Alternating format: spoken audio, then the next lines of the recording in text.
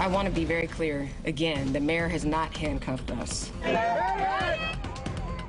Today, Portland's police chief says the mayor never gave orders for officers to stand down in the middle of the downtown protest that happened over the weekend. Those protests left several people injured and even drew national attention.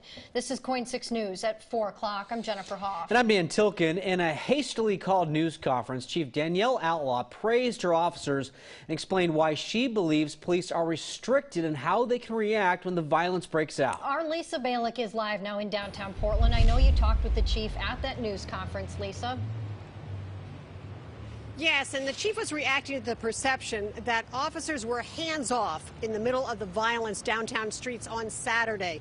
Now, she says the groups came to brawl, and she says her officers did a good job given the circumstances. There's been a lot of criticism that the police should have stopped what to some seemed like almost a riot. So far, there have only been 3 arrests. Chief Outlaw defended the actions of her force.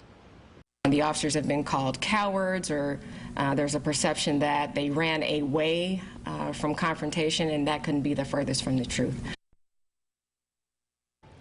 Now, the chief is angry. The public seems more upset about how officers responded rather than the event itself. But she says officers will only intervene if they can do it safely for themselves as well in a crowd and not further inflame the situation. She said what's needed is an ordinance that was turned down by the city council that would have required restrictions on where and when protesters gather. She also says laws like in other states where it's illegal to wear a mask while committing a crime would also help reduce the violence.